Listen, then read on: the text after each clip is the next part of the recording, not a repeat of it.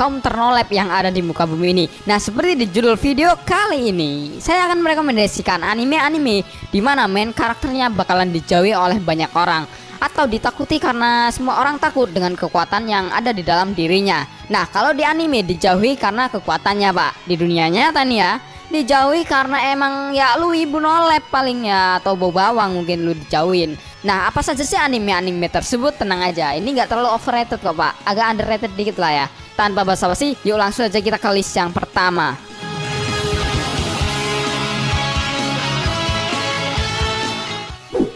Towa no Kuwon. Bukan sekedar anime biasa, Pak. Anime ini adalah sebuah anime movie, tapi punya episode, Pak. Nah, daripada lu nunggu anime seminggu cuma 20 menit kan ya, mending kalian nonton anime movie berepisode biar mampus lu semakin nolep di rumah. Ngomong-ngomong tentang nolep, Pak, ini ada anime, Pak, nggak ada sih emang hubungannya tentang nolep. Cuma karakter anime ini adalah seorang atraktor yang bernama Kwon. Atraktor adalah manusia yang telah bangun dari kenolepannya dan memiliki kekuatan gaib. Tapi para atraktor ini baru si Kwon doang, teman-teman, yang terbangun, sedangkan yang lain masih ternolep-nolep manja, teman-teman.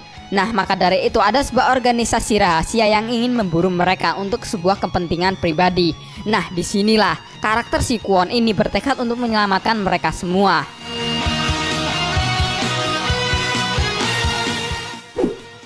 Ao no Exorcist atau Blue Exorcist. Kalau bicara main karakter yang selalu dijauhi oleh orang-orang, kayaknya anime ini berada di standar dari karakter-karakter yang emang selalu dijauhi, teman-teman, oleh orang-orang. Berbeda dengan kalian yang dijauhi oleh teman-teman kalian karena pas lagi susahnya. Okumurarin ini dijauhi bukan karena susah ataupun lagi bahagia. Yang pasti ya karena ada kekuatan iblis yang ada di dalam dirinya. Okumurarin ini adalah seorang remaja yang memiliki kekuatan tak wajar. Tapi karena dia ini memiliki saudara kembar yang bernama Yukio, jadi ya nggak terlalu sedih-sedih amat lah ya.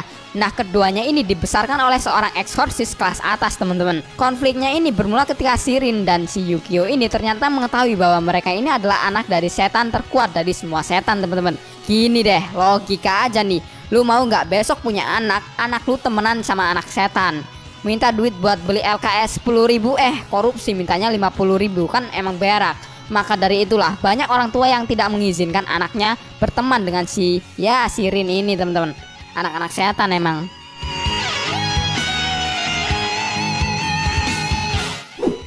Beelzebub. Ya, walaupun emang dijauhi oleh banyak orang, anime ini bukan tipe drama-drama, Pak, yang dimana bakalan bikin mewek. Jauh sekali dari kata-kata sedih-sedihan lah ya. Walaupun ada sedih pun, tapi ya tetap bakalan campur komedi, Pak. Jadi ya lu mau nangis malah jadi ketawa, Pak. Jadi ya nggak beda-beda jauh lah ya sama orang gila. Ceritanya sendiri tentang berandalan anak sekolahan yang terkuat, yaitu bernama Oga Tatsumi. Dimana emang sekolahnya ini untuk para berandalan, Pak. Suatu hari dia tidur tuh di samping sungai. Dia melihat ada seorang pria melayang turun, teman-teman. Tiba-tiba saja orang itu terbelah menjadi dua dan mengeluarkan bayi laki-laki. Nah, anak ini nih atau si bayi ini nih adalah putra dari Raja Iblis. Dan Oga ini telah terpilih sebagai orang yang akan membesarkannya. Dan Oga ini telah terpilih sebagai orang yang akan membesarkan si bayi iblis ini, teman-teman.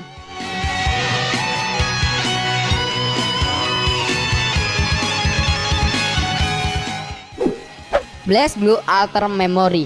Setting ceritanya ada jauh sekali di masa depan. Ya, jauh sekali di masa depan, dimana jalanan penuh tuh dengan orang-orang yang menantikan akhir tahun dan pergantian ke tahun yang baru. Ya, masih tahun baruan lah ya. Nah, di antara hingar-bingar perayaan tersebut itu beredar rumor tuh bahwa Ragnar the Blood Edge ini, sang pemberontak kelas SS dengan harga bounty yang sangat besar untuk kepalanya, telah muncul di kota Kagusuchi. Nah, tujuan dari Ragnar atau si Grim Reaper ini adalah untuk menghancurkan sistem yang mengendalikan dunia tersebut. Nah, para petarung dari beragam penjuru dunia pun berdatangan ke kota Kagusuchi untuk mendapatkan harga bounty dari kepala Grim Reaper ini. Nah, sekilas kok konsepnya itu kayak game banget sih, Pak. Ya, emang guys, anime ini adaptasi dari sebuah game yang bernama BlazBlue juga. Jadi ya agak wajar ya kalau feel-nya itu seperti game banget, teman-teman.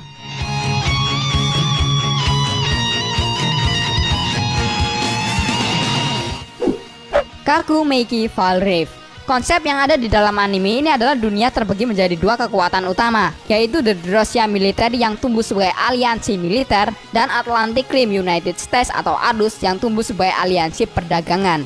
Dan satu negara lagi nih yang bersifat netral yang mendeklarasikan perdamaian antara kedua negara tersebut, yaitu negara Jeor teman-teman. Nah, karakter utama kita yang bernama Tokishima Haruto ini sebagai seorang murid SMA. Nah, konfliknya ini dimulai ketika Drosya ini menyerang kota Haruto teman-teman. Kalau dilihat nih ya, kayaknya anime ini politik banget nih ya. Tapi kalau lu nggak suka anime politik misal aja nih ya, atau belum pernah nyoba anime politik, tapi siapa tahu nih lu nonton anime ini alurnya bisa tahu pak. Ya siapa tahu kan ya.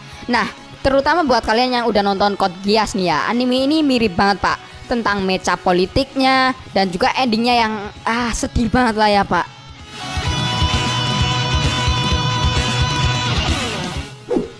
Nepu Kairiku Bushirut. Nah, apa yang akan manusia lakukan apabila terjadi bencana yang sangat besar? Yang pasti ya, nyari tempat yang aman lah ya, bukannya malah tetap nolep gitu nonton Pico Masuki Sekai. Nggak seperti itu pak. Seperti yang ada di dalam anime ini, ceritanya bermula ketika dunia sedang dilanda keputusasaan dengan racun yang dijuluki dengan shinobi.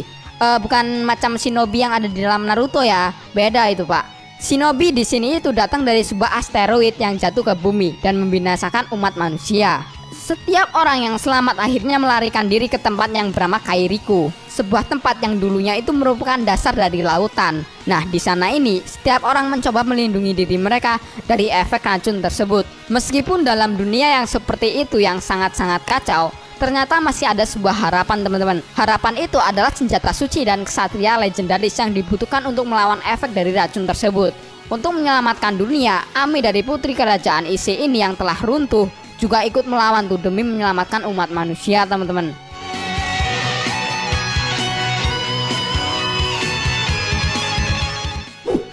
Bloodlet.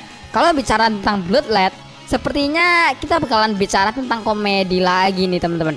Dimana karakter yang bernama Stas adalah seorang vampir otaku yang menjadi bos di suatu daerah di dunia setan.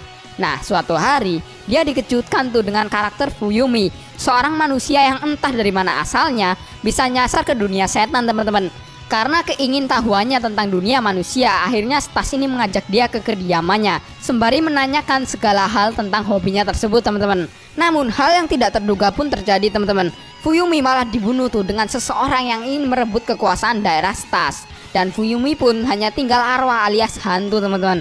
Sebagai tanggung jawabnya, Stas pun berjanji akan menghidupkan kembali si Fuyumi ini dan akan mengembalikannya ke dalam dunia manusia. Karena memang dunia Stas ini tidak cocok untuk Fuyumi teman-teman.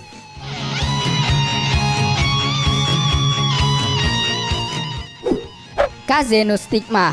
Pernah gak sih lo dianggap paling yang gak berguna di dalam keluarga, terus dibandingin tuh sama anak tetangga? Kalau pernah berarti kita sama pak, dan sama tuh dengan karakter anime ini juga. Kannagi Kazuma adalah karakter yang tidak dianggap dan tidak berguna dalam keluarganya karena dia ini tidak bisa menggunakan Enjutsu, kekuatan untuk mengendalikan sebuah elemen api teman-teman. Ketika dia dikalahkan oleh cewek yang bernama Ayano Kannagi, salah satu seorang kerabatnya dalam sebuah pertarungan untuk menentukan siapa ahli waris, Kazuma ini dibuang dari keluarganya teman-teman. Dan 4 tahun kemudian dia ini kembali. Sekarang dia bisa menguasai kekuatan Fujutsu, kekuatan untuk mengendalikan angin teman-teman, dengan nama barunya yaitu Kazuma Yagami.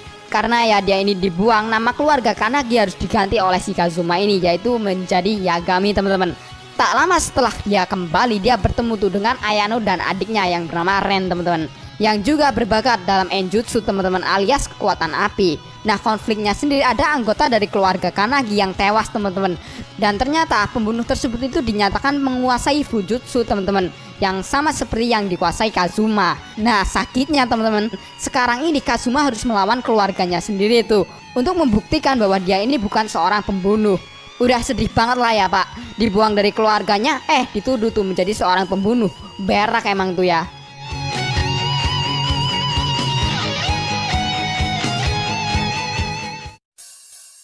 Nah, itulah anime-anime di mana karakter utamanya ini dijauhi oleh orang-orang atau ditakuti lah sama orang-orang karena kekuatan yang ada di dalam dirinya itu teman-teman. Manakah anime-anime yang paling kalian favoritin atau kalian memiliki pendapat sendiri? Tulis ya di kolom komentar. Nah, seperti biasa, thanks for watching this video. Saya user yang undur diri. Sampai jumpa di next episode.